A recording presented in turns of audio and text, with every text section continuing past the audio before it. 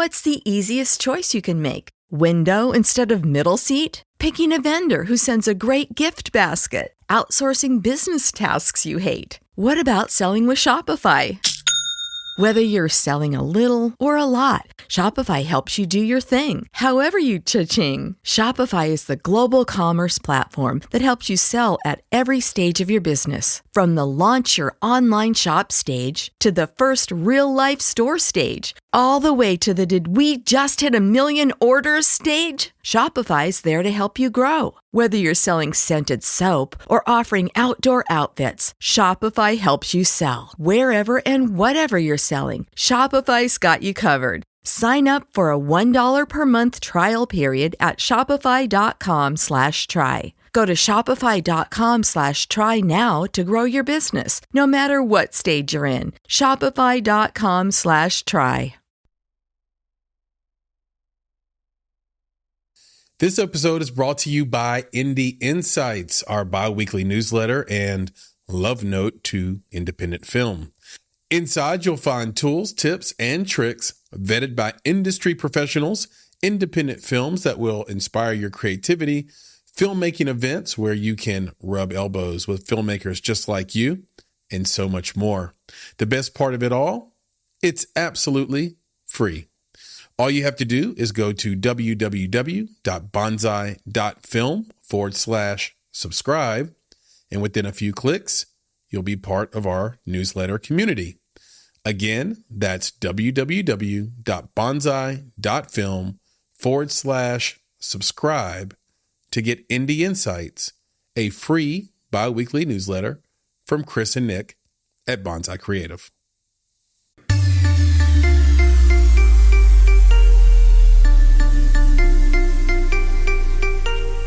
You're listening to Make It, a podcast by Bonsai Creative that helps creatives in film get where they're going faster by sharing the advice, knowledge, and insights of professional creatives across the film industry. I'm your host, Chris Barkley, and with me today is my good friend and Make It podcast co-host, Nicholas Buggs.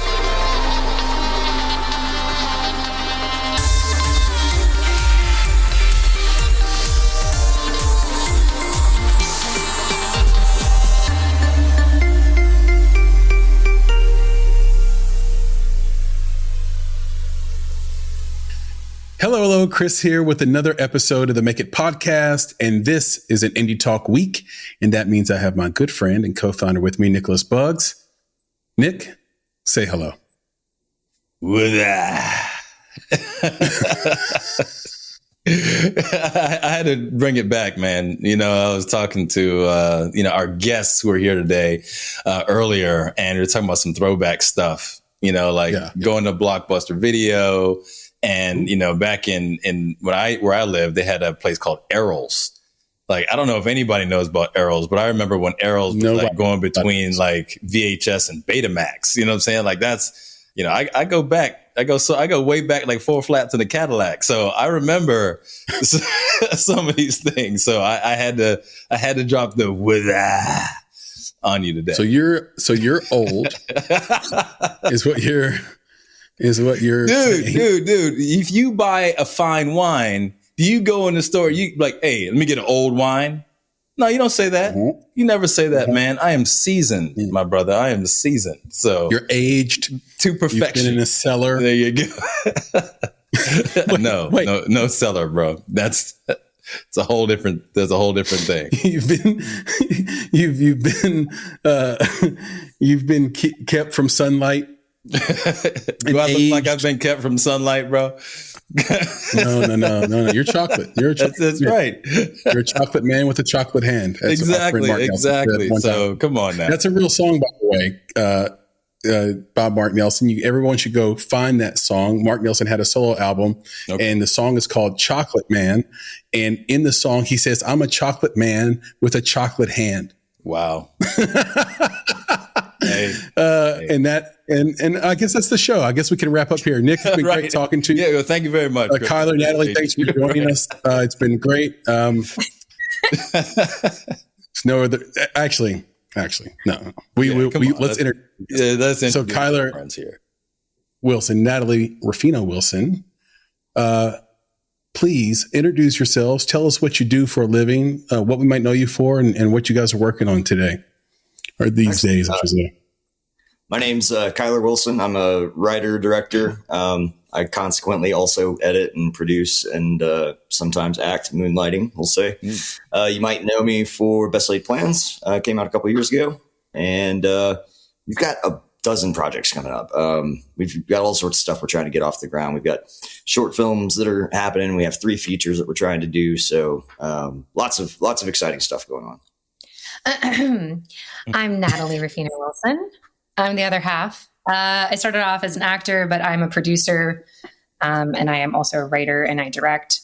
And I act in Best Laid Plans. I produced a Karen Kingsbury's Someone Like You film last year, and I'm currently working on another couple projects that are in the works right now. Thanks for having us. Yeah.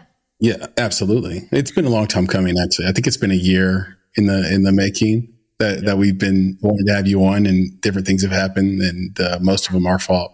But we're here now, and I'm super pumped. I have to say, you guys should be incredibly proud of having the rating you guys have for Best Laid Plans on IMDb. Yeah. Like, that's so incredibly difficult to accomplish. Is it fair to call it an indie film? Oh yeah, absolutely. Yeah. Yeah, it's so hard, but yeah. I just didn't want to. They speak with one voice. Oh yeah, absolutely. We practice. Nice. No, it's just remarkable because of the way that IMDb handles reviews in the first place. Where if you're one of their non sort of sanctioned, registered reviewers and potentially paid reviewers, they kind of chop off all the 9 and 10 ratings and chop off all the 1s and 0s. And they have sort of this weighted score. And so I think, first of all, I think that blindsides a lot of independent filmmakers, but it also makes it very difficult to have an incredibly high score. And look, I can see both sides of it. I know IMDb wants to have sort of a professional, they view themselves as an outlet for professional filmmakers. And so there's a trust issue. There's what is this film really, the things that might be trivial to like a lay user are really, really serious to these film places like IMDb and Variety, et cetera. Right. I think the other side of it is, look, if my mom thinks my movie's a 10, damn it, let her rate it a 10. Exactly. Let it be included in the overall score. Don't try to take it out for some arbitrary reason. Right. So yeah, your guys' score is awesome. IMDb is, the regular platform. Before I ever got into movies, I would go to IMDb to see if something was worth watching. You have IMDb Pro, which I'm also a member of.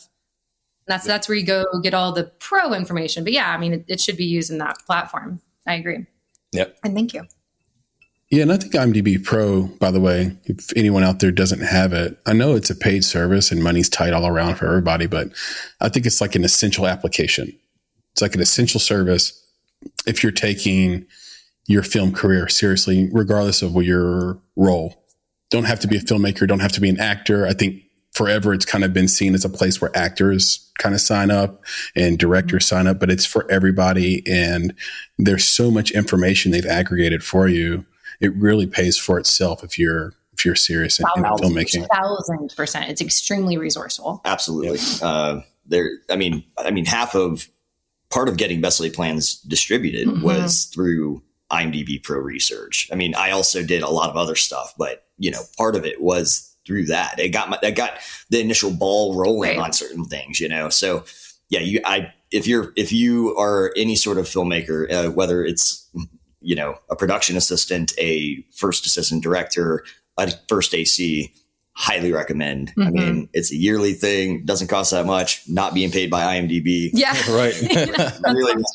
So tell us about Best Laid Plans and what the movie is, but then tell us how IMDb Pro helped jumpstart distribution. Sure. That's right. Yeah.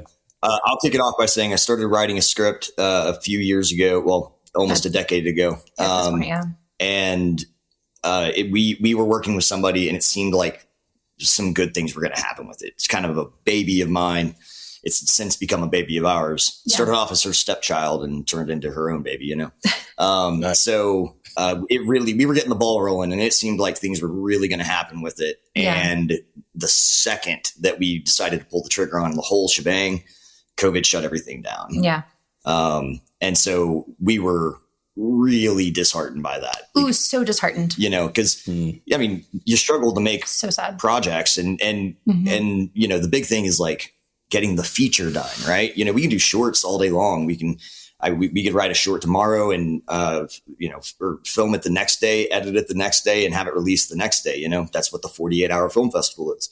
But to get the feature out, so we were super, super downtrodden on that. And we were just both kind of licking our wounds, and we're both kind of like, well, but okay, wait, maybe this person can't help us make the movie right now, but they were also they handled distribution. Mm-hmm. They weren't a distribution company, but they handled that side of it. It's like sales and packaging. So I called her up. Her name's Tiffany Boyle, for anybody who wants to know, at Ramo Law, which is a big law firm in LA. We're familiar with, and I thought it was Ramo. Yeah. We always pronounce it Ramo. You might be right. I might be the wrong one. But Tiffany Boyle is the name. And she's awesome. So I call her up, and I'm like, all right, look, you can't help us make the movie, but like, what if I give you a movie? And she didn't understand. And she was like, I just told you, like, we can't get anybody right now. Everybody's too scared to do anything because they didn't know what the business was going to do, Right. Yeah. I was like, no. Like, if I give you a completed product, can you sell it? And for reference, this is about May 2020. Yeah. Okay. So just so we know where we're at. So this is about the time when Trump was saying we were all going to be enjoying summer. Yes. Yeah. In just a couple of days. Kill it. Yep. Yeah. The heat was going to come and kill the virus. Yeah. And precisely. The heat will kill the virus. and so will the bleach. I beat the virus. Mm-hmm. Sorry, go ahead. So anywho, she's like, yeah, isn't that, that's what I do. And I was like, right. But I just didn't know, are people buying movies? Like, she's like, oh, absolutely. They'll be buying movies. They're just not going to finance them right now. Right. So, and what did we see? Like, in retrospect, right? What did we see? We saw like streaming explode because all these companies were taking movies that they had shelved and everything, So I was like really stoked about that, and thinking maybe we had a good thing. And so I was like, Nat, we gotta write a script that we can manage. We got to make it as clean and concise as possible. Like we basically have to do the age old, you know that phrase, like you can make your product good, cheap, or fast, but you can only pick two. I was like, we have to do all three. We have to do all three. It's the only way it's going to work, because we had to self-finance it. Mm-hmm. We had to shoot it fast because we knew we couldn't just have people on a 30-day shoot for free. Right. And obviously we had to do it cheap. So we cut all the safe corners, none of the unsafe corners. We cut all the corners we possibly could for it. Yeah. Anyways, so we're spitballing like, okay, what do we do? We're throwing out ideas at one another, and she goes, your mom. Yeah. Well, when I was a kid, my mom had like a side job cleaning houses, and I would go and help her. And I remember this one experience where I thought that maybe there was like a hostage situation that was happening. And I'm like 10, and in my mind, like little filmmaker brain, I'm thinking, okay, what am I going to do? I got to get out of the house. I got to hit my mom. And it ended up not being that at all. It was just like the guy's daughter or something had come in, but I told him this thing, and I thought, well, that keeps it contained, which it was during the height of the pandemic. So, now it's all basically in one location, which makes it cheaper for us to film. And maybe it's a story about a housekeeper who goes to a house and somehow becomes a hostage. And then his brain starts going, got it. My brain just like always goes 1,000 miles an hour with this, with like creating stuff and writing and whatnot. And I was like, oh, okay. And then the Best Laid Plans was born. So it's about a single mother down on her luck who takes one last job for the day and finds herself taken in a hostage situation at that house. Right. That's the long and short of it. And obviously there are lots of twists and turns, and we had a great time doing that. But that's the overall gist of what the movie is. Mm-hmm. Okay. Awesome. And then you took that movie and gave it to Tiffany? Is that the idea? Yeah. So weirdly enough, we took it back to her, took an early cut. Once I got it all done, and she was like, "I like it." We're like, but there's no named talent in it. Mm. I was like, well, we didn't say anything about that. I mean, we said if we bring you a movie, we get it sold. Yeah, it was, as a producer, I worked with budgets up to $4-5 million at this point, and we did it for very, very, very small fraction of that in 8 days. And because of COVID, we had the ability to have some of the best crew in town. Dean Shortland's in it. Kyler and I are in it. Friend of the podcast. Yeah. And so, we would not have been able to afford name talent. Then you have to bring on SAG. And at the time, the COVID protocols of it all, COVID testing. I mean, that alone would have made the whole thing impossible. So there was like a lack of, she's like, I really like the story. It's well acted. There's just no name talent. It got to the point where I was like, can she stop saying that? Yeah. Right. I was in it. Like, what are you talking about? I have a name. Sometimes she would slip up and she'd be like, there's no talent in it. There's no talent. Yeah, I'm on the phone. I can hear you.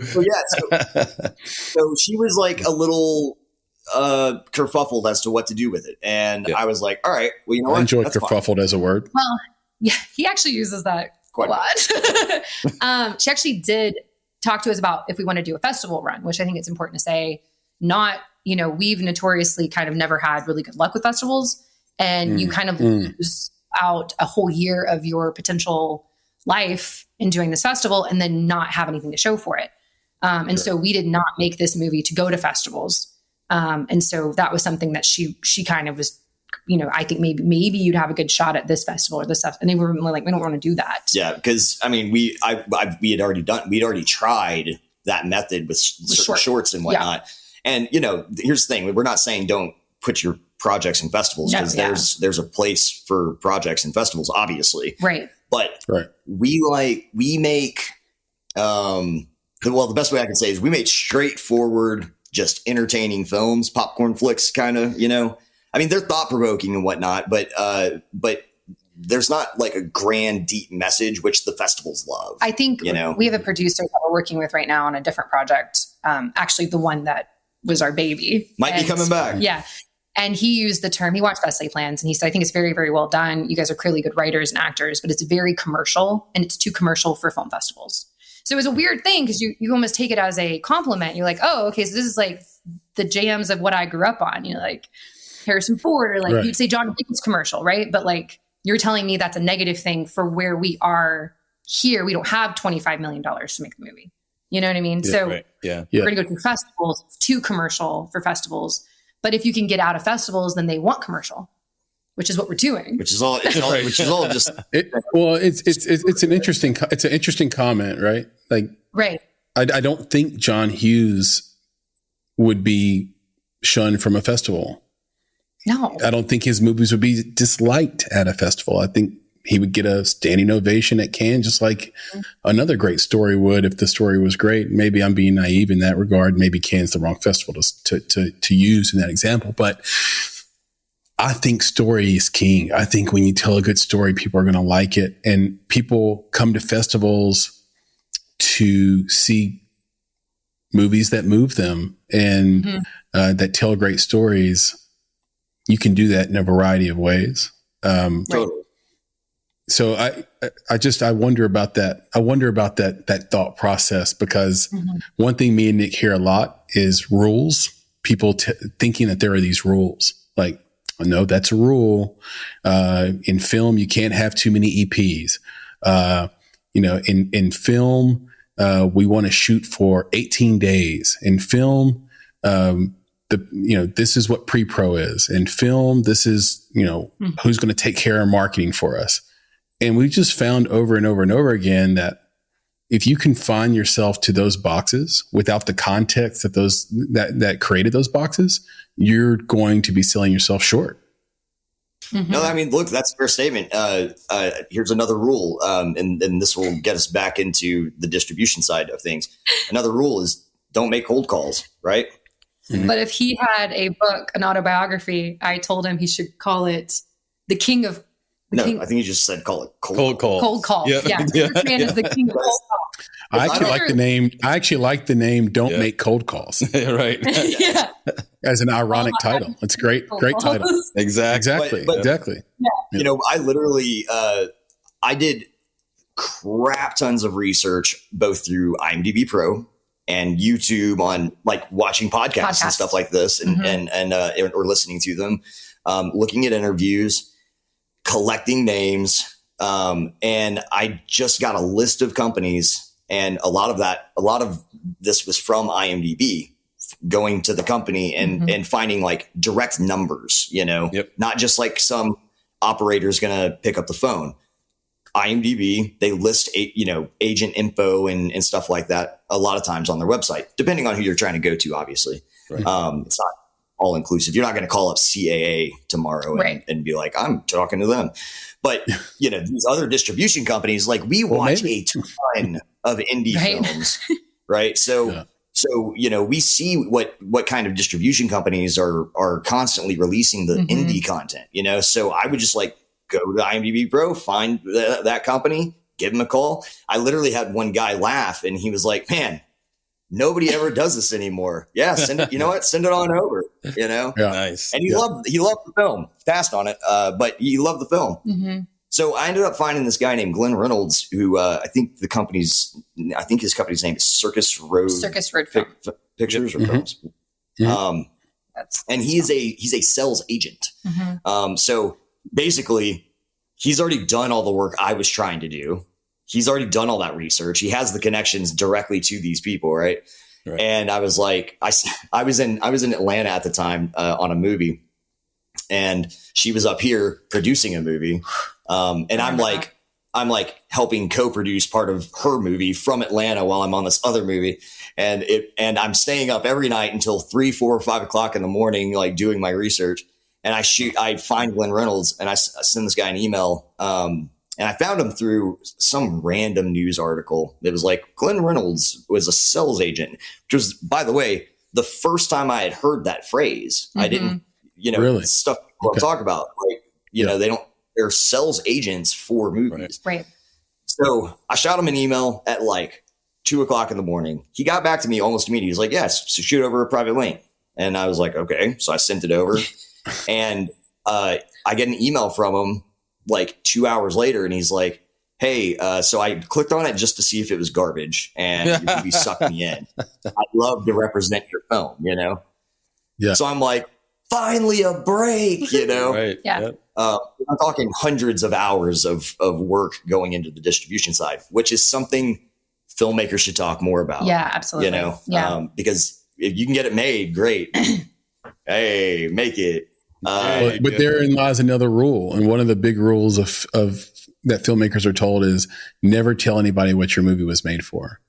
And there's a validity to it, because when you admit that, then you hurt yourself on the negotiating side, if that's the place you're at with the film.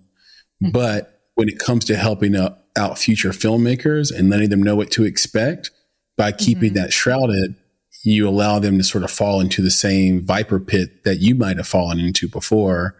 Right. There was a great article, maybe the best article I've ever read on independent film financing and ROI, from Filmmaker magazine, I think last week. I don't know if you guys read it, but they had such a hard time just getting data, and it took them a long time to compile it. But the numbers in that article, and I'll have producer Popper Bear pop that link in the show notes for people who want to read it. And we might include it in our newsletter tomorrow.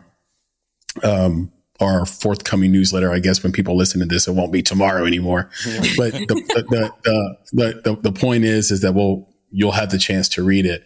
They give you pie charts, they give you diagrams, literally like breakdowns of this percentage of independent films didn't make their money back, this percentage did. Mm-hmm. This percentage of films that made their money back had this budget, and the percentage that didn't had this budget. And it's remarkable. It's like, it's everything that we've been preaching from day one, which is this sort of, when we first got into the business, the first thing we were told as producers and EPs is that, hey, we're making this movie for, $200,000. And because we're making it for $200,000, you're going to ROI faster. And our experience has been that the exact opposite is true.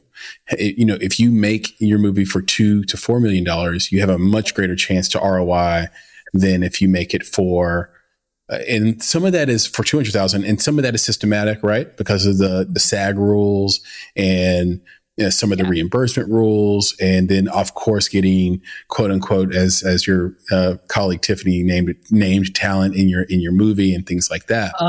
And so it's antithetical, but it's so true.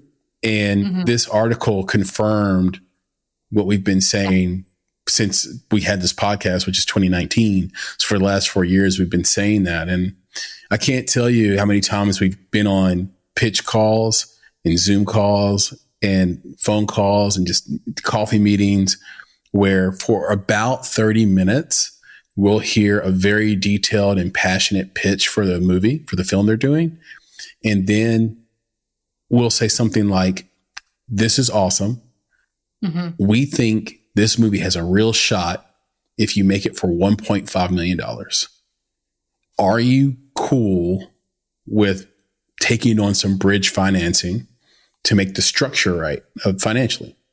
Right. And then you want to see somebody run to the door. Oh my God. I'm like, wait a second. Come back. Yeah. You just told me, you just spent 30 minutes telling me how great this film is and how much you believe in it. And I bring up a little bit of bank financing and now you're out. And so what that did was, I think for Nick especially, it gave him this sense of, oh, I'm not sure some of these filmmakers want to make a profitable movie, but rather just make a movie and get paid to do it, but I'm paying them. Right. No, I mean, I think that's absolutely fair. Yeah, that's definitely part of that. But I think there's also, you could say what Kyler and Natalie have been through, which is they understand that for a fraction, they can produce something. Right. Yep. And you have control. It's like, that's a benefit. Yeah. That's a benefit of us making your movie, but we don't want to make movies like that. Well, that was the big thing when we were on distribution for it was, we made it for an amount of money that you wouldn't deem possible. And our agent said, don't say that, because so we would ask, right, what do you think?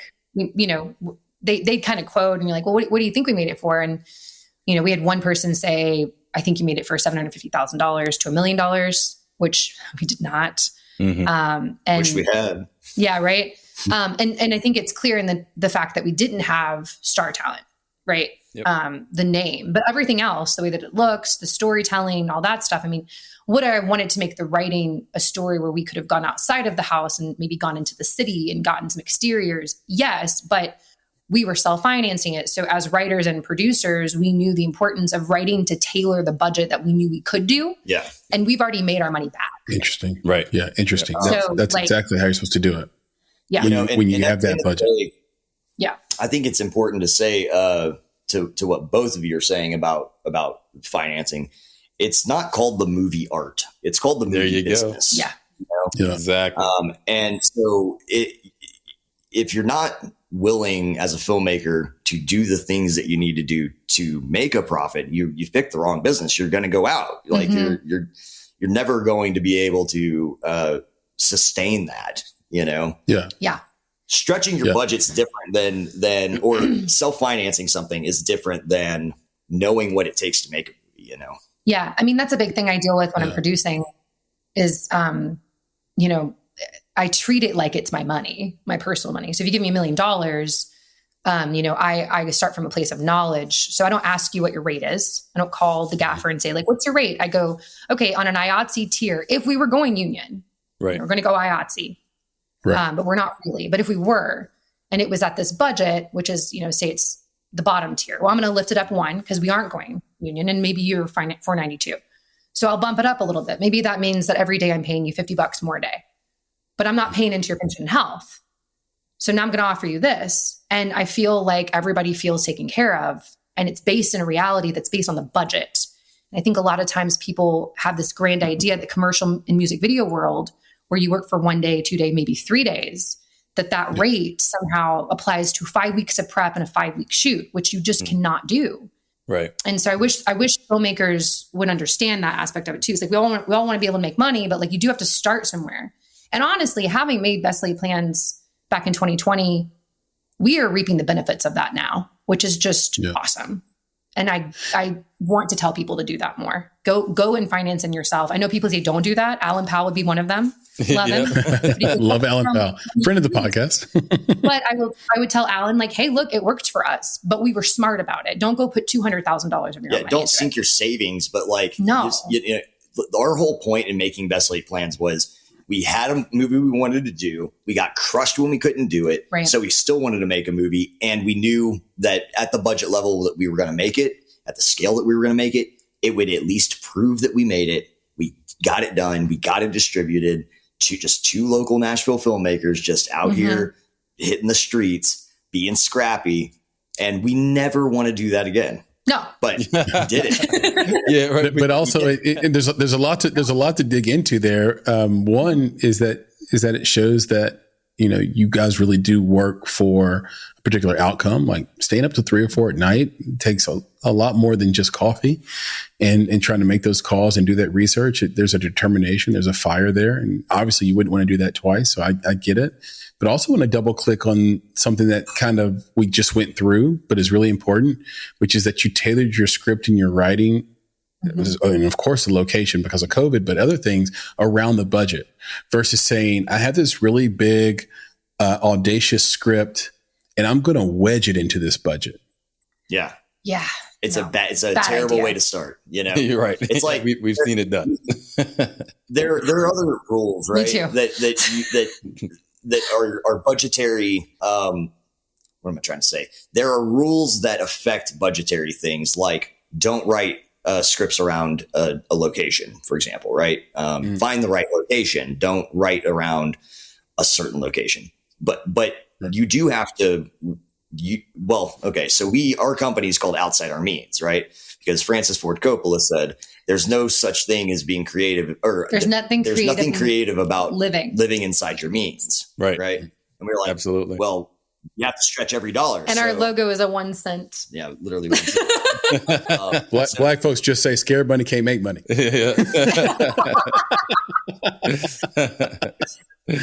Scared money can't make money. Yeah. Fair. But yeah, if you are going to self-finance it, you are going to put several, thousands of dollars into your project. You better be writing to the budget that you've got and using every favor that you can call in. Because it's the one time. It's the one time you get to do that. Yeah. Because we probably could because people like us pretty well. Well, we've hired people beyond that at that point. But if every time I thought you were going to say you hired people to like you. Sorry. Go ahead. Well, sometimes. That threw me off because you were piggybacking on his comment. He's like, oh, we hired people. Don't worry. But go ahead, Kyler. We hired him afterwards. But yes, I hire some people like me. But if all we ever did was call people up and ask for favors, those favors eventually just stop because people get sick of it. Yep. So it's like you're going to self-finance stuff, but I think you get to do it once. Now, like short films is a whole different story. A lot of people will just utilize short films to upgrade themselves. Like second AC might want to be a first AC, and they'll do it for free and stuff like that. But I think you get one movie that does it the way we did it, and then it's over. So you better make it as absolute good as you possibly can. Well, let's talk about that. So I want to take you from that space where you guys were really smart in the making, right? Like how I did that, right? So you made something, which is great. That's the first step, is making a great product, right? That's the first step of all of it. Yeah. But there's a step that you took that many independent filmmakers, I know that many that we've spoken to, haven't taken, which is you actually found a sales agent and not just a distributor, right? A lot of folks will go from I made the film to a distributor. So can you talk just real quick about what did the sales agent do for you that would have been different had you just sold or given your film directly to a distributor? I'm going to preface all of this by saying Kyler is going to end up taking the floor because this distribution process was just over my head at the time. I now know way more about it. But at the time, this man was so determined, staying up at 3 or 4 in the morning, listening to podcasts and things like that. And so I think you kind of guide it into it. Once it all kind of was said and we were signing the deal, I was, oh my gosh, this makes so much sense. And now we have a relationship with this distribution company where we have the ability to come with any project on the next before it gets made. And we have, what is it called? We're confirmed that we would get distribution through them on the next one. We got a letter. We got a letter of intent. Letter of intent. LOI. An LOI. Thank you. Yeah. That was part of our, part of my negotiation with Random Media, who distributed it, was I'll do your deal, but I want a letter of intent that says you'll do our next one. Yeah. Anyway, start back. Just trying to set ourselves up for success in the future. Well, Kyler, before you get into it, I just wanted to tell you, Natalie, the visual that you just gave me was the 500 hours that he put in was like 500 individual puzzle pieces. So when you're looking at the pieces on the ground, you have no clue what that is. But as you got closer and closer and closer, the picture started to form and you could get it. Right. And I think that's the visual that I was getting as you were going through that. He is the puzzle master. So it totally makes sense to me. Look at that. We have a master builder and a puzzle master on the same podcast. That's awesome. I love it. Nick, just really quick as a sidebar, will you get one of your most prized Legos from behind you that you man, I don't know. Maybe Optimus Prime. Just grab Optimus Prime. No, Prime. Remember, those are Legos. Those are not real toys. I know, but listen, Prime is a set. You see Prime back there? Prime is a set that you buy in the store, but he's talking about master building. So let me just show you this one. Whoa! All this stuff behind Nick, he's with Legos. Holy cow. He made that. So cool. So this doesn't come in a set, Chris. This is why this is master built. I know. That's why I'm trying to. He's the puzzle master. You're the master builder. Go. Okay. You got it. So that's a lightsaber that will eventually have a light in it. Is that right, Nick? Oh, that's because you want me to put it in there. I'm like, no, I got to do it. I got to put a light. Look. I've seen those online. Those are awesome. They're really this is not nearly as impressive as that, though, because this. No, but what am I looking at? What is that? Look at it's like these little cardboard, right? That's what it's made out of. I know it's a fishbowl, but what is it? Look. A 3D puzzle made out of wood, and you have to put it all together. It comes out of sheet. Let's see. Yeah. It's really neat. Yeah, it's flat. And you said it's made out of cardboard? No, I think this is wood, right? It's like wood. Yeah, it's almost like a balsa or something. But I really enjoyed them. They're all over the house. So you guys should go play with your games together, and Chris and I can wait. Yeah. Chris, I got to show him this one. Natalie, that is literally what I tell Nick all the time. This one is for just to razz on him a little bit. I love that he does what he does. But he'll say, like, why aren't you into Legos? And I'll be like, I like pussy. So this guy, I'm like, dude. While I was out dating, you were at home making Legos over here. Like, I think you grown-ass man. I'm like, whatever, bro. I still think you won out. I think you won out. Yes. So I'll show kids, this. If you're listening, go do Legos. Stay away from women and dating guys. If you, and I'll tell you this. I'm gonna show this one that I made because this is for one of our previous podcast guests. Her nephew is just getting into Legos and he really likes Spider-Man. So, I hooked this one up for him. Oh, that's awesme. Dang. Yeah. Shout out to AJ. It's coming. I'll put it in the mail. Shout out to publicist AJ Furman. That's right. Yeah, I can't wait for her to get that. It's going to be killer. All right, dude. We got to stop playing with our toys. All right. Back to it. Rewind. Go back. The question was about a sales agent versus going straight to distribution. That's right. So the reality is even though I was willing to make those cold calls and get the ball rolling on everything, it takes a lot of time and effort, right? So what Glenn does, it takes a lot of time and effort for him too, but he's got a guy at the other end of that phone that knows him, that he helps promote us to them. Mm-hmm. He helps. So like, for example, Netflix checked the movie out, right? Mm-hmm. Netflix obviously ended up passing. But the reason why is because they said it felt too small to be a Netflix original. Right? Yeah. But we got really useful feedback like that, right? Lionsgate said it looked too commercial. They said they weren't looking for theatrical. They weren't looking for theatrical content. Right? That's what it was. So that's a compliment. Got one kind of insult Netflix, but one great compliment from Lionsgate. Well, I think it's important to note that like a sales agent in this distribution plan is the same as me having, McCrae agency as an actor. Like I can go to a casting director. It doesn't mean that they're going to talk to me. Yeah, that's actually a great analogy, is because like if, let's say, a casting director passes on someone's headshot, your agent might be like, hey, I am begging you to reconsider. Yeah. You need to have this person read. They're really good. Just because you don't like their headshot, so there's a relationship that your sales agent has with all of these distribution companies. And there were, I don't know, 150 of them or something that were on his list. He had his top tier, his middle tier, and his bottom tier. And we never got put into any of the other tiers. We stayed at the top. We did stay at the top. Yeah. I think we ended up, it was like 22 and we got 4 or 5 offers out of the 22 on the top tier. And then it, like Gravitas was one that wanted us, and I had a terrible experience on the phone with Gravitas. It was like, I don't feel like you even know who I'm talking. Like, what movie is it? So what he did was he liaisoned between the two of us between like us and say Gravitas, us and Random Media, us and Giant, I think was one. Anyways, he liaisoned between us to set the meeting, and of course he would get me on the phone first and be like, hey, just so you know, like, you don't need to feel pressured, yada, yada, yada. This is just a talk. Don't worry about it. See if you like them. And if you like them, let me know.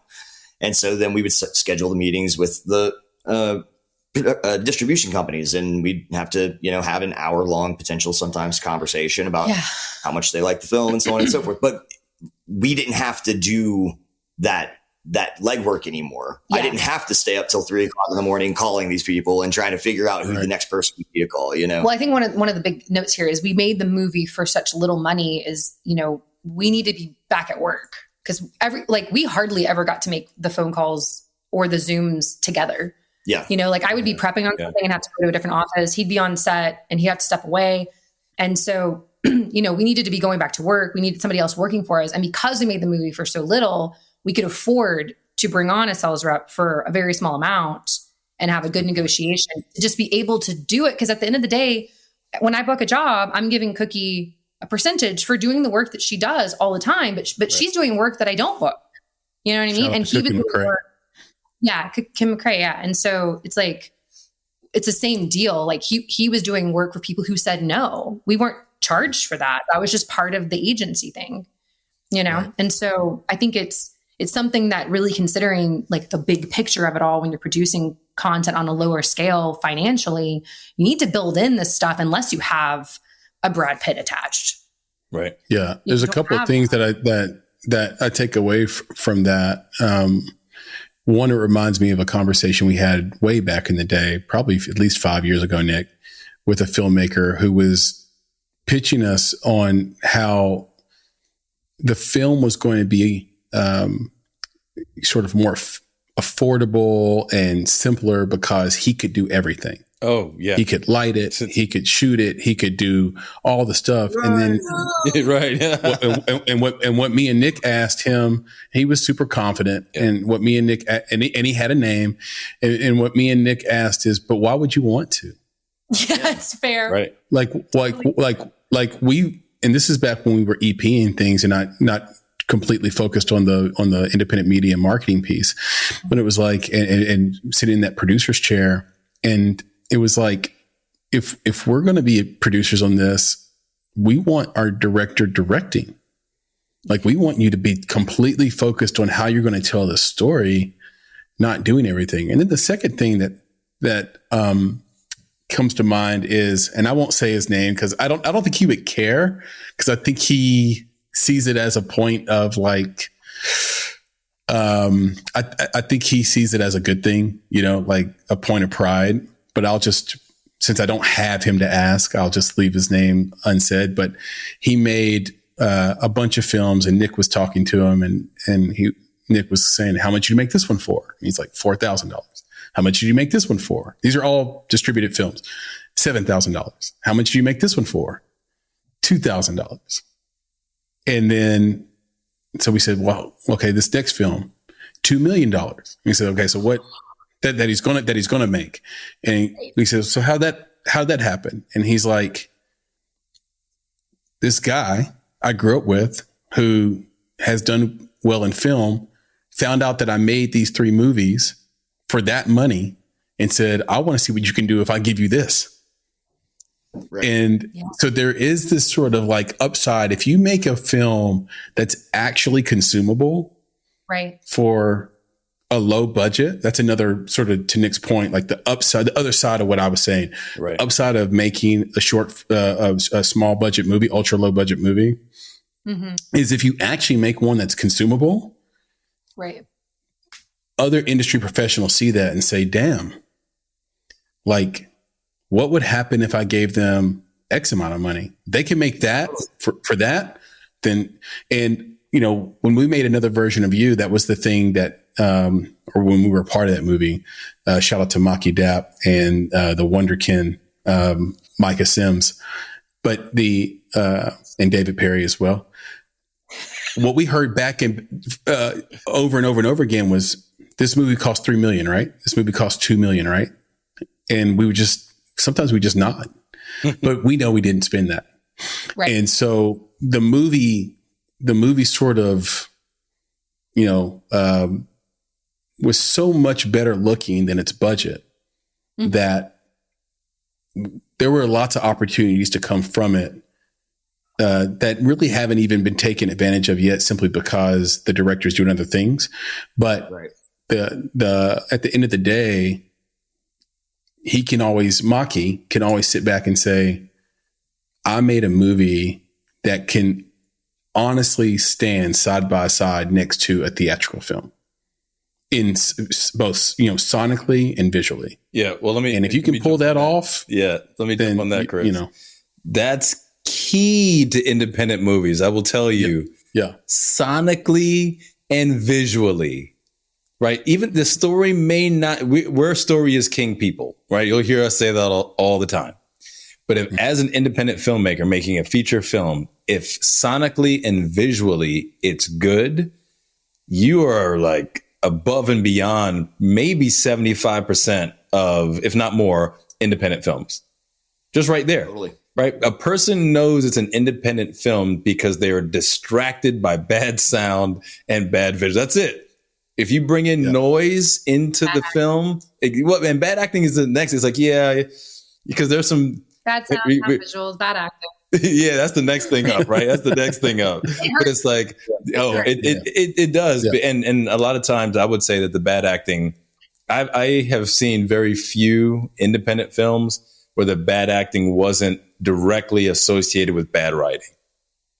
Totally. Oh, 1,000%. Viola Davis, we talked about this. We're like, as an Oscar winner, like, I don't deserve the Oscar. It's the actors who take bad writing and make it look good. I get good writing. Right. You know, I'm like, that's Viola. Thank you. Yes, you know? Like, preach. It's so difficult for an actor to overcome bad writing. Yep. Mm-hmm. Well, that's why, you know, you tend to, you or me, I will rewrite things sometimes in auditions because I'm just like, no, I can't. If I really like it. And I don't do it like crazy. It's just enough to, you know, kind of get it. And I have booked things and I don't know that they realized that I rewrote things, but for the sake of delivering it in a very short amount of time, I have a really great writer next to me and myself. And I'm like, can we just maybe move this and blah, blah, blah. And it helps helps me do the thing that you want me to do. And then we'll see where it is. And sometimes it shifts, you know, by the time we go into production. I love that. Is the industry still in the self-tape mode, or are you going to auditions in person now still? You know, I think self-tape mode is where it's going to be. I don't think you're ever going to get back. I mean, you might have some in-persons. Like callbacks sometimes will go in person, but I think we live in a self-tape world now, unfortunately. I think there's a benefit to it. You are now, you know, people in Atlanta, people in LA, people in New York, they're open to seeing you now for certain things where they wouldn't have been. So that is a thing. I think they were kind of gearing towards that even before COVID. You know, I remember like Vampire Diaries was something that I auditioned for, one of the first things back in like 2012. Yeah. And it was an on tape and they were shooting in Georgia. And I mean, terrified. What is this? You know, you get your books and you like put your phone. I remember one of my friends like holding the iPhone, like reading, trying to make sure that she didn't move, you know, and you're like, like that? I don't know. And so I think it was always headed this way. You know, you just get more more. And at the rate of what we're making stuff now, I mean, we're streaming the stuff constantly. These casting directors need things immediately. And as a producer who's been on the other side of it and gets those actors access EcoCast and is able to watch, I wish I had more information to give the actors, because it's not streamlined the way that you think it is. You might see 100 auditions and maybe 2 of them did what you even asked them to do. Oh, wow. So you are standing out if you just follow directions, even if you didn't know the audition. And it's crazy to hear that. I've heard some really good actors complain about this new era because some of the actors that were experienced and like have divulged so much time into their skill set, read all the books, done all the classes. They used to like the idea of going into the live audition. First of all, that was a benchmark, meaning if I could get there and you couldn't, then I had an advantage.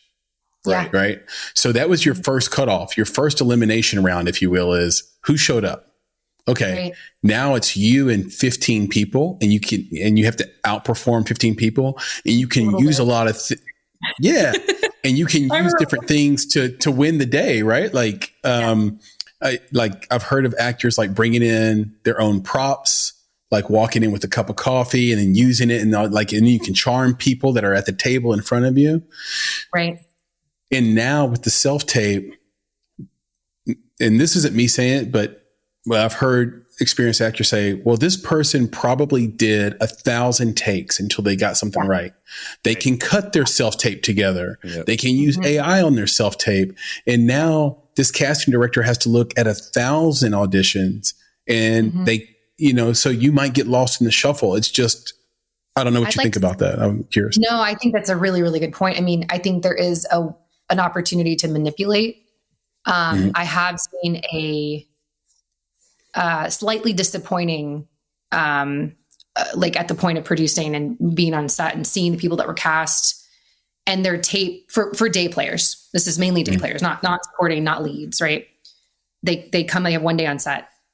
They're not even close to what their tape was. They come on the day, they can't take direction. They're fidgety. They're nervous, and they're getting like in over their head. They really shouldn't be there. Right. And it's frustrating to see, because I know a lot of actors, like I've had to fight for actors that I know personally, because they overlooked them for X, Y, and Z and went with another person. And like, I have a feeling I don't know this person. I'm not saying they're not great. I know this person's going to come out and know what's going on. We hired Will McKinney, which is, I think, Valerie Jane Parker's boyfriend, for someone like you as a paramedic. And initially he did not make the cut with the director. And I was like, hey, beg you to reconsider, because I know he's going to show up and he's going to give you more than is even written on the page. Cause this is a car crash. There's stuff happening, And, and he came and he improvised and he added so much to it, this layer that I just wasn't gutturally sure that another actor could do. And you go back to the manipulation of the tape. I think that there is a lot of that. And for actors like me, I started in person. So I used to do the little like talks in the bathroom at a hotel and go, you got this, So I missed that. I think that's where I excelled. Because once tape started happening, I'm not really the best auditioner on tape. I'm a great actor on set, but I haven't really found that thing, I think, unless I wrote it. You know what I mean? Yeah, I do. That was the kind of the spirit of the comments, is like they show up to set and they're not even close to what they were, on tape. I want to shift gears a little bit, just because I'd be remiss if I didn't ask you guys this, because we asked this of a lot of people in your situation. This is the gotcha that we told you. This is the gotcha. This is the gotcha part. Yeah. Oh no, you said that we're going to do this. This is the gotcha part, but it doesn't have to be. I'm just curious. I'm just curious what you guys will say. I know that you're kind of, in a way, newlyweds. I was always told, you're looking for that 7-year mark before you get comfortable, in your relationship, and maybe don't have to do all the things you were doing in the beginning. But I am curious what it's like. How did you find each other, start dating? I'm sure it's through film business. And how is it working with your significant other? Are you like, do you have to treat each other differently? It'd be funny today because Grace didn't know that we were married. Oh, right. Yeah. No, I mean, okay, so I can kick off. Yeah. He's got a good story. So first off, we met in 2015. March of 2015, And we met on a Colt Ford music video. And we were both PAs. We were both production assistants. Yeah. And it's the crazy music video with the duck people? Duck Dynasty. Duck Dynasty. Yes, I know this video. There's puppet. going around. Yeah. Anyways, so that's how we met. That's how we initially met. Then we worked together from then through 2017. I didn't see him again until the following, like August. It was still the King season 1 started up. So shout out to Travis Nicholson. Yeah. So she worked in props on that, and everything was totally platonic. I was in a long-term relationship. She was in a long-term relationship. Yeah. And then she ended up moving to New York. Yep. And time went on. My long-term relationship ended. And I was on the set of a Perkins commercial. And then it was like December of 2017. Tell the people what Perkins is. Perkins is it's like a Denny's? Denny's, yeah. I mean, it's or maybe a Cracker Barrel. Yeah, sort of Cracker Barrel-y. It's restaurant. They usually do greasy. I was acting in it, and he was the second AD. Yeah, yeah. So it was just a commercial, one-day commercial. She came on to do background. Yeah, which I was so mad about. I was like, I don't want to take this job, and I ended up texting you because I was running late. And I saw he was on the call sheet, and I was like, I hope he remembers me. I'm just like running a little bit late. I was actually dragging my feet because I was like, I can't believe I said yes. So late background for Perkins. Yeah, exactly. So anyways, I asked how her significant other at the time was, and she was like, you'll have to ask him. And I was like, okay, I don't know. You'll have to ask him. So anyways, I see her in background holding, and she's typing away at a computer, and I hadn't talked to her in a long time. So I just walked over and was trying to catch up for a minute. And I was like, what are you doing? She's like, oh, I'm writing the script. And I was like, are you now? Because desperately want somebody to write with, basically. Yeah. And so our initial meet after that was purely a sit down and talk about story ideas and that sort of thing. And we continued to talk, and then, I kept shooting her flirty, stuff. We actually wrote a short story via text where one person had to do something and then be like, it was about Santa Claus. And because it was around Christmas. I don't remember totally what happened. So, trying to do all the cute, flirty stuff. We're weird. And her friends. I can transcribe the text thread. It was Santa Claus emoji, eggplant emoji, squirt emoji, Santa Claus emoji. No. And just in a circle. Yeah. So sorry, go ahead. Anyway, let's see. We're no. You were sending me a little thing. Anyway, we ended up going on. We weren't sure was a flirty text threads. So I was not understanding that. So she wasn't getting it. She's going to her friends what does he mean by this? And they're like, he's flirting.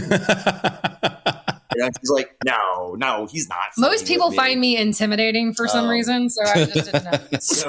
Yeah. So anyways, then convinced her to go to dinner, but still neither one of us Perkins whether or not date. No. Not Perkins. Was it Perkins? Known for their skillet mills. Skillet mills, yeah, exactly. Yeah. No, it's Cafe Nona. And here's the funny thing. Neither of us knew it was a date. I was all freaking out about it. My buddy's like, shut up. Just, basically grow a pair and go just have fun. Don't worry about it. I ended up paying for the meal. I wore overalls. And I didn't realize how insanely expensive it was going to be at the time. And right. I spent every single red cent in my bank account to pay for the meal. I didn't know. You didn't find out about that until I didn't know. After the fact. And so, then we saw each other again and it was like, okay, wait a second. Are we dating? Are we dating? And I was like, I think we're dating. Yeah, I think we're dating. And then January 3rd, 2018, we started dating. And May of 2019, we got engaged, and October 25th of 2019, we got married. And October 25th, 2020, we went into production of Best Laid Plans. And that is how I brought it all back around. Wow. That's amazing, because I think I think a lot of times it's interesting, like when you know you're ready and you know you found someone that's your soulmate or someone that's the one, you really don't have to have this long gestation period. You don't have to date them for like 5 or 6 years before you decide to get married. Right. Like it's this weird thing that you're always told by your parents, but it is very difficult to put in words. Like, you'll know when you know. Yeah. What the hell does that mean? But when you feel it, it's like, oh yeah, they were right. Yeah. I mean, you can ask probably most people that you've interviewed. Like, I mean, all of my friends knew that I always wanted to find somebody that I could do this sort of stuff with. This sort of like creating things together, finding a partner in crime with that specifically. Always been really career driven. Working with him is probably the best thing ever. I mean, like, I can't tell you how good it is. And it's so funny. You know, we were in the office today on a job, and the script soup was in the office, and she did not know we did a project for a week. And it wasn't until the end of the second week that she even knew we were married. Wow. She didn't even date it. And we're not. She dropped her coffee mug. Had a full usual suspects moment. Yeah. We don't, great movie, but we're not like PDF or PDF, PD, what is it? PDA. Thank you. Yeah. We don't do that, but like, we're not, I say like, hey honey, will you grab me the script, or whatever. Yeah. So we keep them professional. As far as like, I mean, any squabbles that might exist are always work related. Oh yeah. It's never like it's how do you guys resolve it though, Kyler? How do you resolve a work related squabble, like when you're having creative differences? Well, usually I'm right. Oh, I remember when we used to be married. No, like he'll come to me and say like, I need more days for my second AD to prep, or I need more production assistants, and it's like a budget. Okay. I think on a creative note, when we're writing and stuff, we always find some kind of common ground. Yeah. And we just keep it as blunt as possible. Yeah. Because blunt gets it done. Blunt can sound angry, right? Or mean maybe, but it's just direct. But it's so much easier to say, I think your idea is stupid. Yeah. I can handle it. I'm a blunt guy. I do. I can handle a no. I don't mean anything by it. I still love you. No. But I'm just saying what I have to say. Yeah. That's just the way that we operate. And so like she might throw out an idea that I don't like, and I'm like, I think that's stupid. And if I might throw an idea out that she doesn't like, and she's like, I think that's stupid. And then we'll have the conversation about, okay, well, why do you think it's not stupid? Right. And usually here's what happens. She pitched it for a reason, right? And she didn't pitch it because she thought it was stupid. What's the root of the thing? So it's like, I think that's stupid. Why don't you think it's stupid? Well, because this, that, and this. And I'm like, oh, well, then if we took this and we did this, that would satiate what your problem is, and it would fix this thing that I've got going on. Yeah. And vice versa. So I'd say creatively, we work very well together. Every once in a blue moon, one of us will dig our trenches. You know what I mean? Just dig the heels in and really double down on our opinions about something. But usually it is a very genuinely healthy collaborative process. And then the logistical side of it, again, it's like if I'm say the first AD on something, she's my producer. Well, respect the process. Right. It's her word. You know what I mean? Like it doesn't matter if I feel like I know better or I know it's going to happen or so on and so forth. I'll make my opinion known. And then how do you want to handle it? And sometimes I'm privy to conversations that he's not part of, you know what I mean? So it's like, hey, you're right for what you think you know, but I have X, Y, and Z that I got to deal with before I even come to that. And that is not a priority or whatever it is. I remember we were doing Karen's movie last year, and you guys might have remembered it was in October, and a tornado. Movie? Karen Kingsbury. It was a movie called Someone Like You. It'll be coming out later this year. And a tornado blew through Nashville and Franklin. Yeah. Took us 7 minutes. We were outside shooting a green screen thing, and we had a crew of 55 people or something, and our cast and everything. We went into the McConnell house where we were doing base camp, and waited it out for like 5 or 6 hours. We were on a lightning delay after the tornado went. Now, luckily everybody was okay, but I couldn't have anybody working. So I was just sitting there like, this is going to be an insurance claim. I got to get something done today. We didn't actually like shoot anything. And he comes to me and he says, if I can shut down Main Street 2 hours earlier than what we requested, we can actually pull up work from tomorrow. We can accomplish the first part of that. And then we'll be able to do the driving stuff when we go to Alabama the last week, which we were in our first week. I said, okay, now I got to call City Hall at Franklin and see if they're going to let me do this. And so, but he was right. And it helped me know what needed to happen. And guess what? No insurance claim. And we ended up doing it. The city of Franklin was amazing and very. And I'll tell you something about the city of Franklin. And, for this global audience, Franklin's barely a city, but it's a city and it's like more like a town, but it's a really, really swanky town. And for those listening that aren't familiar with it, it's for years. The county it's in was the wealthiest county, first or second wealthiest county in America.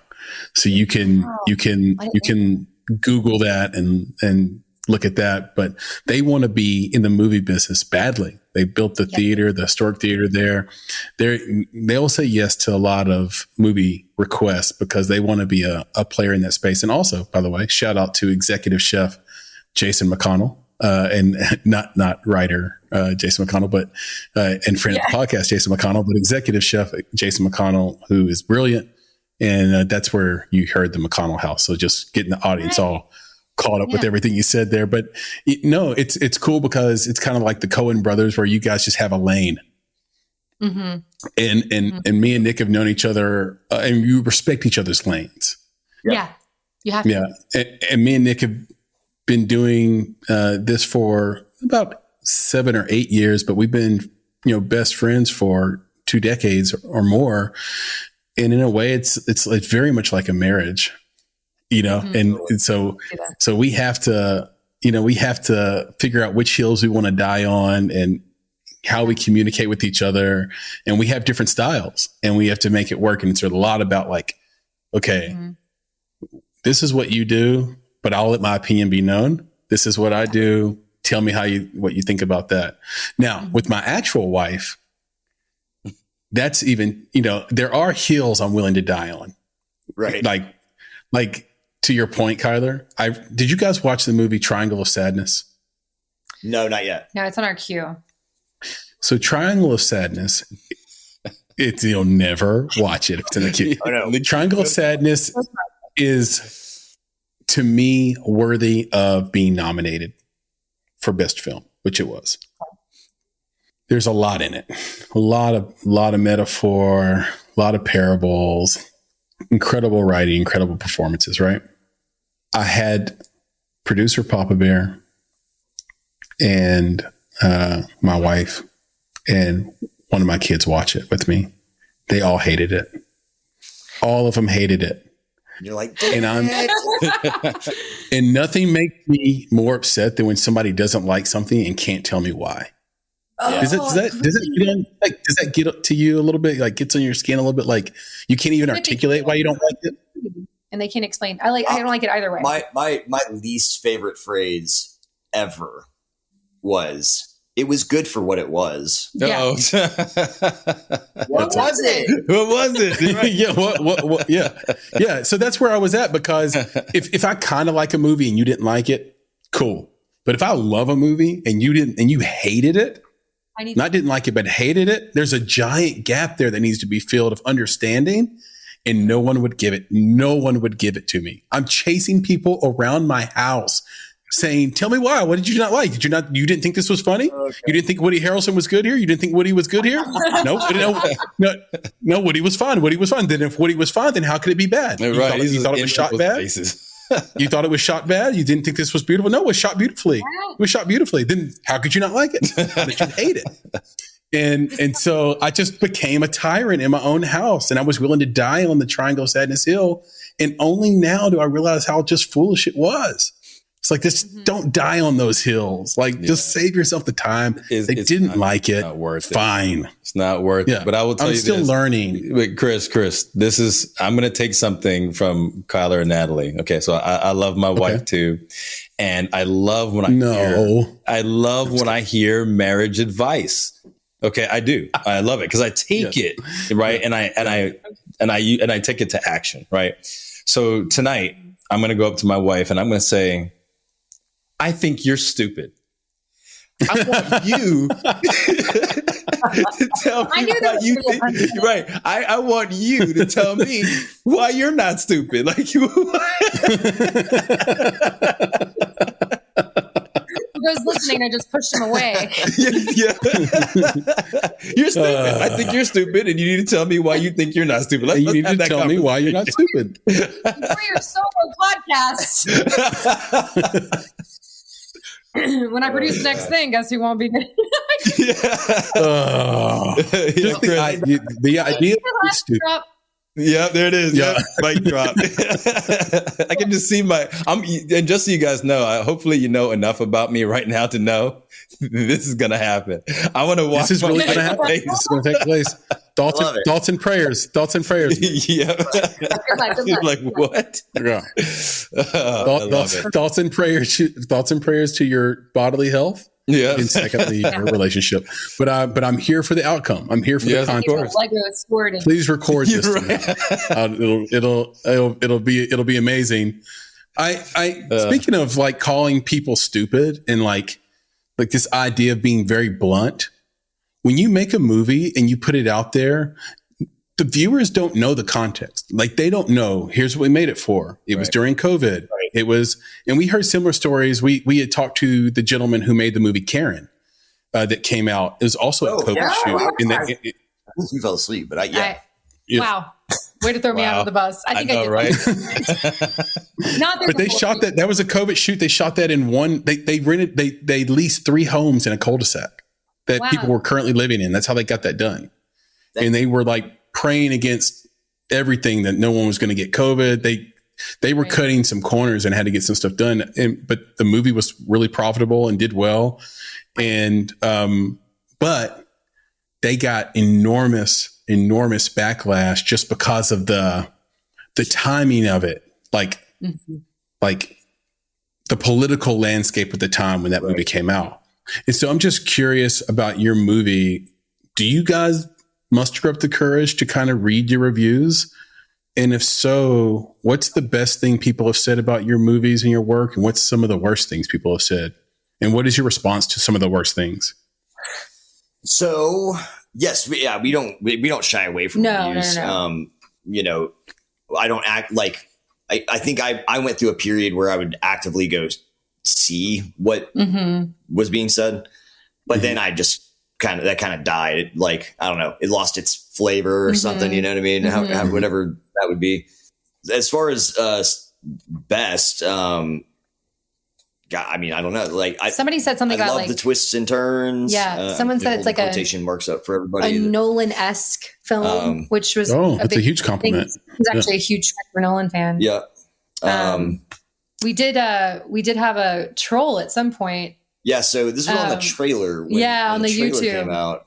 This person who just, I don't know, just like wanted to like really just let us know. Like not even, I don't even sure if this person saw the movie. Just didn't let you know what. Oh, I just didn't like you. Yeah, I guess he or she. I just assume based on the way that they were talking that I think it was a male. It was probably like a 20-year-old or 19-year-old like dude who just wanted to troll. Anyway, I feel like women don't have time for that. See, I have time for trolls. He loves trolling back. I'm a big troll myself. Except for, I don't go to random people's movies and like talk crap about it. Yeah. Anyways, it started off, his first comment was 8.8 on IMDb. What a joke or something like that. We were like, okay. Right. What's the point of that? I love your imitation of his voice too. Yeah, right. Yeah. Like the way you think he would sound. You call him a 19-year-old dude, I I used to run a YouTube channel where I did movie reviews. And so when I would like imitate what I would read literally on the channel, I would read the some like hateful post or something that somebody left, because, it's YouTube and that's what they did. And that was always one. And then always like, what was it? The color, I can't, like that. Something I went between those two voices. So you just got one. I like it. But yeah, anyway, so I I engaged with this guy. I should not have engaged with the guy just out of professionalism, but I couldn't help. Mm-hmm. And I was like, no matter how bad you think you control, I control you way better. Yeah. Dude, Yeah. And so it became a battle of the minds. I will say though that I feel like we have more people who've come to us in person to tell us that their thoughts about the film, that we're like, cool, would you mind posting something like that to IMDb? And they never did. Yep. And so it's interesting for some of the people that had posted on IMDb. I don't know who they are. People who come to us, we have a costume designer that we have been working with for a while, who's read some of our stuff that we want to do in the future. And she's awesome and really, really talented. Her name is Malia Honeycutt. And she watched Best Laid Plans, I think about a week ago. Yeah. And she came to us and was like, oh my gosh, it was so amazing. I was I think she might've been like a little nervous to watch it, because it's like, what if it sucks? Oh, yeah. You ever have that friend, that's like, I'll watch like it. An associate, or, you're not like best friends. And so they want you to watch something or read something. And you're like, I'll get to it when I can. Because deep down, you're scared it's going to be really crappy and you're going to have to try to tell them, or lie. Yeah. She was so complimentative about it. And she went to so much story about like the characters and what they were struggling with. And she said, this is the kind of stuff I want to do. And I said, what did you think about the costumes? Because like that, like I was just curious. And she said, oh, I thought they were perfect, which felt like such a compliment, because, we were doing this by ourselves, and, we had Cecily Hoffman on it, but it was 8 days. Like, she's And so it was like her helming it in with all these ideas that we were doing. And then we had to purchase things and like maintain them. And it was just nice to get another perspective of somebody so far removed from it, not part of the project and still in this business, not as a filmmaker, quote unquote, costume designer who's a filmmaker, but not like a writer, director, producer type, and be so invested in it and want to work with us. She's like, I will literally do anything that you guys want. And that feels like a huge compliment. Totally. Yeah, that is huge. That's awesome, guys. To piggyback on that, I think one of the biggest compliments that we've received, period, about it is people's willingness to want to work with us again. Yeah. Right. Okay. That's huge. Yeah. And it's a testament to the quality of the project, obviously, but also how we treat people on set. We're not running 18-hour days to get this stuff done. I refuse. I absolutely refuse to do that to people. And I'm not saying, by the way, for anybody who's ever done, nice Friday day. I'm not saying to anybody who's ever ran in a shoot that was 18-hour days that makes you like a terrible person or anything. No. Just to clarify, but if you run your crew into the ground, it is very likely you're not going to get your crew back the next time you need them. I think there's this fundamental problem with independent filmmakers think that all of our friends are getting together and we want to do this thing. We're really passionate about it. We're really excited. I'm not saying that they're not, but you're doing a 10-day shoot and you're shooting, 15, 16 hours days because you're not organized. You don't have a plan. That is actually not how to do it. And so you need to do it right. And if you need more days so you can do it less, but a lot of times it's a lack of a first AD. It's the lack of the organization and the pre-pro, and they're figuring stuff out on the day. And it becomes this just nightmare. And I have gotten into debates, in situations that I've line produced last year or produced things where I'm like, no, because my main thing is like, I want to make sure the people are okay. They're helping you make your dream come true. This is not their dream. And so you need to make sure the people are good and that they're taken care of and they have adequate turnarounds, because at the end of the day, just because your movie got made doesn't mean that the world stops. Right. It's important. And I want your story to be told because I'm excited about it, but you can't abuse people. Yeah. And I think for me, from a producing standpoint, like that is number one, because the only way you keep doing it is that you treat people right. Yeah. And I'll say, Chris, to something you said earlier about the rules and everything. The rules are meant to be broken, but there's one that's not it is not breakable or acceptable to break, in my opinion. And that's the 6 P's of production. Are you guys familiar with this? Yep. Proper planning prevents piss poor production, right? And that's in sports. That's in sports too. Piss poor performance. Yeah. It's a great point by both of you, and thanks for sharing it, because I immediately thought about a friend of mine that did a film and fired the scriptie. It just like wasn't working out. So I immediately walk over to the dailies editor. Sure enough, they're in a nightmare scenario. Yeah. They didn't feel empowered to tell my friend this because they didn't want to be next. Yeah, exactly. But that person will probably never work with them again. Like you put them in a terrible spot to try to edit the dailies.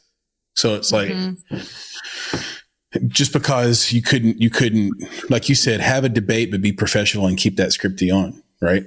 Yeah. So there are these little things where, when you make a decision, it really trickles down. And look, there are times where you have to just fire crew, but it can get ugly the way you do it. On one of our films, we had to fire some crew on one of our films. That person went back and sort of front ran our IMDb ratings in the beginning with zeros. Yep. He got a bunch of his friends together. Gosh, I'm so sorry. And took a shit on our movie. That's right. Troll the worst way. But also it was like, I wasn't there. So I was like, well, how did this person get let go? How did they perceive being let go? And was this done the right way? To this day, I don't know the answer to that. And when people email me from the past, I always want to find out, hey, what's this about? Let me know, because I want to fix it. And feeling empowered like I do to fix it. I want to do that. Before we do get out of here, I'd be crazy if I didn't ask you what your approach to P&A was and marketing was for Best Laid Plans, or just any of your projects. Is it basically your expectation that the distributor is going to do it, or are you guys doing things individually to do it? So then it definitely was. They Random Media has their own marketing team. They included us in on several phone calls on how it was going to be marketed, which I think they didn't do any sort of like televised marketing, but they put out posters in the trailer and shared it through this avenue and that avenue and whatnot.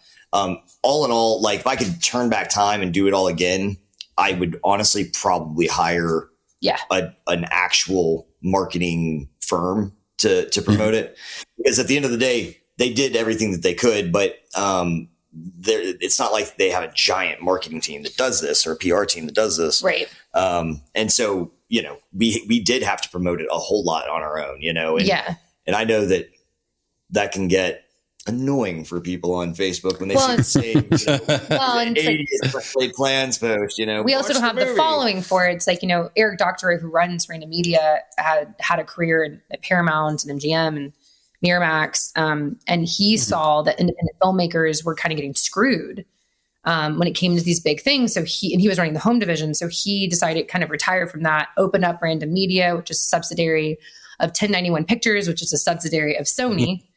And help them. So we were able to negotiate a certain fee for it, but it wasn't anything crazy like, having our trailer on some kind of primetime television show. But it was something, I think, like going back and looking at it, it's like, oh, okay. One of the reasons we picked Random Media is that, Gravitas might have 20, 30 films a month that they're releasing. Random Media only way too many. They had about 3 to 5 maybe that they were releasing each month, right? Yeah. And so they really handpick things that they really enjoy, and they say no to a lot of stuff. And that was a big thing for us. And so they are on the smaller side, that they are able to put some funds towards it. But I think going back, we would have done something like that. And it's not like, of course, if you want to do some sort of national campaign, it's going to be hundreds of thousands of dollars, right? But to hire a good PR person and a marketing firm for stuff like this is less expensive than you might think. Yeah. I mean, it can get costly, but we actually ended up looking at somebody once the movie was out, and then it was kind of like, what's the point? It's already out. Yeah. Like it's gonna, like we're chasing our tails at this point. But it was, it's several $1,000s, but it wasn't $25,000. It was like $3,000 to $5,000 for this amount of time. They can do this. They have these avenues to these, not deadline, but it's kind of deal. Something we did do, which maybe your listeners might want to know, is like, if you have something, hit up the people that you do have on your Instagram that have followers on that, 10,000 plus side. If you know them personally, or even if you don't, send them a really professional thing that's friendly and casual and says, hey, if I sent you a private link, would you give an honest review, whether or not you liked it? If you don't like it, give a review. If you love it, will you give a review? We put it on your story or something. Yeah. And we had people that did that, like musicians in town who had 20, 30,000 followers. And so we had views that were showing. I mean, it's the only way I think we made our money back. Yep. Okay. Yeah. Awesome. That's really smart. I love that. It's basically organic social influence is what you're talking about there, versus paid social influence. Another thing that's happening right now, sort of quietly, I would say it's an open secret. Like industry folks know about this, but indie filmmakers, by and large, that I've talked to don't. Fast advertising, so like fast TV, is becoming very, very strangely enough affordable. And I think the way that it becomes affordable is the fact that all the ads are dynamically placed. So you're not paying for static. Like if you get an ad on the Super Bowl, you pay what you pay for that ad because everybody's watching at that moment this show. Right. Whereas when you watch fast TV on your Roku or your Apple TV, and those ads come up because you're on the free plan, right? Like that's what the F in fast is. Right. Your smart TV along with your provider know who you are. Now I know that sounds creepy, but just get over it because that's where we live in 2023. Yeah. Yep. Like they know how many people, like what race you are, what age you are, what you're into. They're into your Amazon account. They know what you tweet about. They know that stuff. And so they don't know your name like that. You're like a number that has a profile associated with it. And they'll send you ads that fit you. So you're more likely to like be interested in the things, they're doing. And I love fooling these things, by the way. Sometimes I'll do some stuff in the, as a Hispanic person, and then I'll get all Hispanic ads. It's great. It's just, it's like really, it's really, that's one of the tests. That's like a test. Like, okay, how much am I being tracked?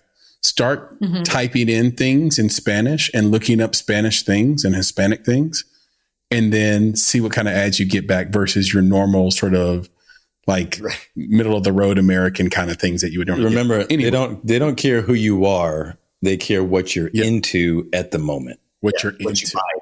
This actually has happened to us when we write scripts where we'll write and, you're looking specifically for, I don't know, say a sword. And then all of a sudden Amazon or Facebook or something. Like, I've got these. Looking for a sword? Yeah, right. Yeah, I don't know. I mean, you say you're looking for a sword. It's based on a real life thing with, you get a kick out of with an inappropriate comment. I don't know how clean, how can we just say what it is? This is an adult show. Yeah. Okay, so Rebecca Lyons and Catherine Morgan. I don't know if you know both of them. I love Rebecca Lyons and Anna. Shout out to Anna Lyons. Yep. Shout out to Anna. So Catherine and Rebecca, 2019 did a show called Lock and Holmes, and I directed it. And the last episode of it, Kyler and I wrote to kind of sum up the episodes. And we decided that it'd be really funny if what you come to find out that they're in search of, because these are, detectives, that they're all looking for the new case and something's gone missing. And so they are looking for something, and you come to find out as you're watching it that their dildos have gone missing. So and it's a comedy and it's really fun. And so when we were researching it, what kind of dildos we should have for set dressing, Catherine comes to me and she's like, Instagram is just telling me what kind of dildos that I should have. And I'm like, obviously checking them, like, corsets and things like that. And I'm like, I'm just looking up if I was writing something. I don't want this. This is who you are. It's so funny because it's so true, because it's actually more personally invasive when somebody opens up your social media apps than even your text messages sometimes. Yep. Because the apps are literally feeding you back what you've been looking for recently. Yeah. You just definitely don't want your significant other looking through that stuff and getting the wrong idea depending on what you're searching for. Or anybody for that matter. Yeah. Otherwise, he would have had some questions for you. Right. Exactly. And rightfully so. Honey. Yep. Yeah. Opened up Instagram on your phone. It's a lot of dicks. Right. Yeah. Chris and Nick, can I ask you a question? Yeah, please. Of course. Turn it around on us, Nick. I know. Well, I know we're coming to a close. It's been really fun with you guys. Kyler likes to ask this question to people. And so Nick and Chris, if you were stuck. Wait, if Kyler likes to ask, that's true. I'm so sorry, but I'm the reason why it's going to happen. Yeah. So we have a question for you. Okay. We're excited. I'm sure that you've heard the question 1,000 times. What's your favorite movie, right? And it's like I hate it because it's like an ever evolving triangle of list of stuff. You know what I mean? Like, so I long time ago adapted a different way of asking the question. If you were on an island by yourself and you had one movie that you were going to watch for the rest of your life, because that's different than your favorite movie, right? Yeah. What would it be? I already have mine. Nick, do you have yours? Go ahead, Chris. Princess Bride. Nice. That's a good choice. Nice. All right. Princess Bride. Yeah. So though that, of course, Chris popped into my head, I have to go with Coming to America. Right. I love that movie. Yeah. Great choice as well. Neither of us lose, Nick. Favorite movies. Yeah. Quality. I love it. It tells me a lot about you guys, based on what you would enjoy watching. Mm-hmm. Yeah, man. It's a great question. What's yours? Yeah, my movie is Twister. Oh, okay. Wow. Nice. Which is funny because the casting director of Twister actually cast the movie I did last fall. And she was so busy. I got her on the phone. I was like, Ricky, do you have like 30 seconds? I got to tell you something. I had them ask this question. And I told her about it. And she's like, oh my gosh, I kind of forgot. That was a really great experience. Thank you for reminding me about that. I was like, cool. People sleep on Twister, and especially in this town where tornadoes are like Freddy Krueger to us. But it's it's a great movie. Yeah, it is. Yeah, I'm with you. Twister's underrated. Yeah. So everybody's gonna judge me, and it's fine. It's fine, but it is what it is. It's a movie called Meet Joe Black. I know, Joe Black. We know that movie. That movie's wonderful. Joe Black's good. That's a good movie. But I will tell you, it is polarizing, Nick. No, it's not. Movie's wonderful. But all I gotta say, I love it. Is when they turn around and look at each other. You know what I'm saying? Like he turns around and then she turns around. Wait. Yeah. And then he turns around and then she turns around. Like it gets you. Like that they're gonna turn around and look at each other. Like that's the next thing that's gonna happen. Yep. But that's not what happens. Nope, not even close. It's a good one. Yeah, it's a wonderful movie. I have no problem with these choices at all. Yeah, great movie. Well, these are all good choices. Yeah. Well, Meet Joe Black is kind of like Brad Pitt's had to go through this a few times because he did that with Meet Joe Black, and now he's got Babylon. And I keep standing on this soapbox for Babylon, right? Like even though I thought Tar was the best movie I saw last year, I keep standing on this milk crate for Babylon because there are people out there legitimately saying the movie's not good. And like, in what universe is this movie not maybe the best 50 movies you've ever seen? It's so big. It's so hard. So tell me I would highly. You're not stupid. I would look. Just watch it for yourself. Go in there without prejudgment. Don't go in there, taking the advice of some prude where you're going to be looking out for too many sex scenes or something like that. Just enjoy the story. There we go. Yeah, we got a fifth guest there. I love that. And so. Babylon is one of those movies that Brad Pitt shouldn't have to defend. He wasn't even the lead in it, but he was in every scene and really did a lot for the film. It's great. And, I'm kind of a morose guy, I guess. And a lot of my favorite movies are sad movies. And that's why I wouldn't pick them to watch over and over on the island. Right. Like I'm the kind of guy who liked the movie Mother. I liked Requiem for a Dream. Aronofsky. Yeah. I liked those. I liked American Beauty. Loved it. Loved American Beauty. I love Braveheart. Yeah. 7 Pounds was really sad. Yeah. It's a sad one. You want to that was movie? That. Yeah. I'm not scared to tell people I cry over movies. Like that movie made me blubber like a baby. There you go. Yeah. That thing will drag you through the mud a little bit for sure. Yeah. That one, there are movies that like Color Purple. Like I don't want to watch that on an island over and over again. Is it one of my favorite top 10 movies? It is. It's just rough. That's all. It's rough. And I think there's something about that when you can relate to a movie that takes you somewhere emotionally. I love to cry at movies too. I have no shame in it. I'm just like you, Kyler, but I don't want to watch it over and over and over again on an island by myself. You know, if I have to Tom Hanks this thing, give me The Princess Bride all day. Yeah. Right. And I'll say this, dude, I don't think Kyler said he likes crying in movies. It's like me. I don't like it. I don't enjoy it at all. Yeah. I try to stop that crap in its tracks. I'm like, man, my nose starts tingling. You squeeze it a little bit to stop it. But yeah, no, I'm with you too, man. It's like, I'm not afraid to say it, but I don't like it when it happens. I'm like, no. Right. Yeah. Kyler thought people were going to judge him for Meet Joe Black. People judge me because I admit that I wept at Crash. Oh, dude. Oh. Well, I mean, I don't think I wept at Crash, but I love Crash. I wept. Well, you get infuriated. Exactly. You get infuriated by it. That's another part for me. It gets under my skin. When I thought that little girl went out for her daddy, and I was like I've got 2 daughters. I was just like, man, fuck this movie, man.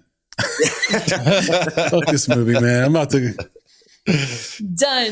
to weep in here. Yeah, but I'll tell you guys, but I'll tell you, like, okay, so here real quick, I know we got to wrap, but Coming to America, I picked that one for more than just the movie itself. Okay. Cause there's a lot of movies I like. And part of it is because after Coming to America, there was a movie called Trading Places, and they have characters that were in Coming to America that show up in Trading Places. Before there was Coming to America, there was Eddie Murphy and all of the comedy that he had done, whether it's Saturday Night Live or our stand-up, Arsenio Hall, the stuff that he'd done before, and all the things that he did after.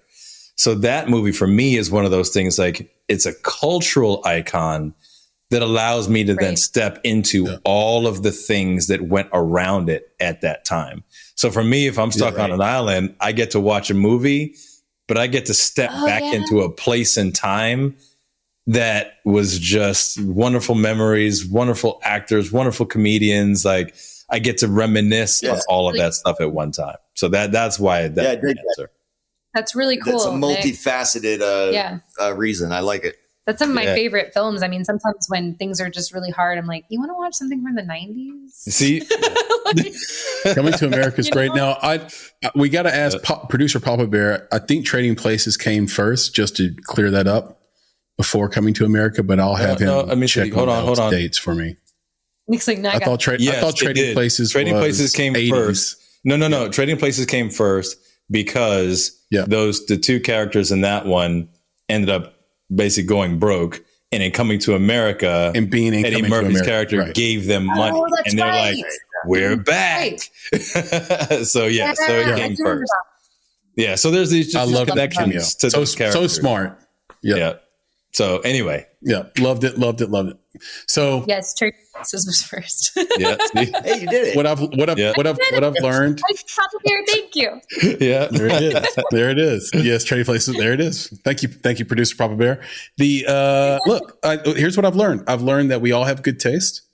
I've learned that you guys are a force, and I think me and Nick have learned that no matter what you do, you're not going to stop. And those are the type of filmmakers we admire the most. So can you tell everyone listening or watching how they can admire you as well on social media, on the internet, or where they can even see some of your work? She thought you meant like in person, like, oh, you could just see, or in person. If you want to drop email addresses and mailing addresses, feel free. I don't recommend it. Right. Social awkward.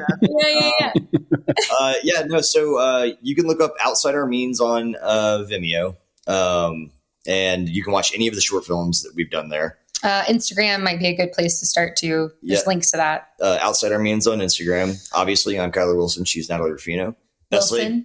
Natalie Ruffino Wilson. Yeah. Best Laid Plans is on Apple TV, Amazon, Vudu, Roku, almost every streaming service that isn't Netflix and Hulu and HBO at this point.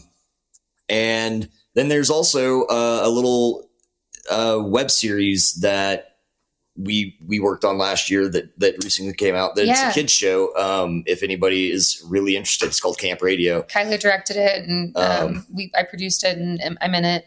It's a really fun watch. So it's a pretty fun kid show. It's not, we took away cell phones, so we took it back to the 90s basically, nostalgic. And didn't allow those stories to evolve, that sort of thing. There's no politics to it, which is very important to me. Like, no politics, no cell phones, none of this crazy stuff that's going on in the world. Just some kids. We just made some a show about some kids that built a radio station over the course of their time at summer. If anybody wants to email us, they can email us at outsideourmeans@gmail.com.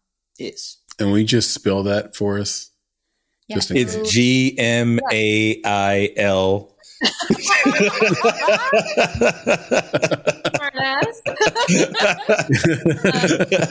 Outsideourmeans.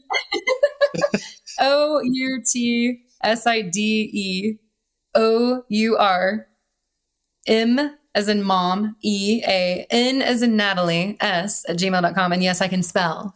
Nice. Beautiful. That's perfect. Just in case someone's listening to this in Denmark or, Nigeria and all the places we chart. I want to make sure they get it, contact you guys, reach out to you guys because you're worth reaching out to. And if you guys want to know more about Bonsai Creative, you know where you can do that. Our podcast posts, we post some content, usually something every week or two that you can enjoy, long form content. Appreciate the support, but you can watch us on YouTube, listen to us on any podcast networks or wherever you listen to great podcasts. And of course, you can reach out to us on our website at www.bonsai.film. That's BONSAI.FILM. Very cute, right? And you can reach out to us on social media at _Bonsai Creative. You can get in touch with me at Flaming Your Heart on Twitter. And you can reach out to Nick at bonsai.film. Yes, that's an email address. And with that, Patreon coming soon. Appreciate the support for all the people who give us money to help us support this podcast. As a true fan, we're going to convert you over to Patreon soon. So listen out for that. And so with that, Nick, can you leave us with the credo? Of course. And a big thank you to Kyler and Nat. Remember, it's thank you, Wilson. Yeah. For joining us today. This was awesome. We appreciate you and the small cameo from your cat that showed up today. So that's awesome. And that's beautiful. And I will say to our friends, family, and fans out there, be better, be creative, be engaged. And thank you for listening. Nick, talk to you soon. Yes, sir. We'll do it again. Nat, Kyler, be good. Bye. Talk to you soon. Thank you so much. Yeah, thanks, folks. Appreciate you. Peace. All right. Bye. Bye. You've been listening to the Make It podcast. For more information about this episode, please visit our website at www.bonsai.film. If you haven't already, you can subscribe to our podcast on YouTube, Spotify, or Apple Podcasts by searching for Make It Bonsai Creative, and the show will pop right up. You can also follow us on Instagram, Twitter, and TikTok at _Bonsai Creative, and on Facebook and LinkedIn by searching for Make It Bonsai Creative. In addition, you can provide feedback to us via email at contact@bonsai.film. You now have the opportunity to support the production of this podcast. If you love Make It and are a true fan of what we are trying to accomplish in the indie film community, please consider supporting our Patreon page. We spend a combined 35 hours a week producing each episode. We do this with a small team of go-getters that are passionate about film and connecting people with similar interests across the globe. And we have lots of goodies in store for our supporters, including bonus content, exclusive swag, and discounts and freebies to private film events. If that sounds like something you can get behind, donations start at only $5 monthly. And, of course, if you're looking to take a big step toward your film's financial success, go to www.bonsai.film and click on Services to explore our unrivaled approach to film marketing. You have everything to gain. Until next time, be better, be creative, be engaged, and thank you for listening.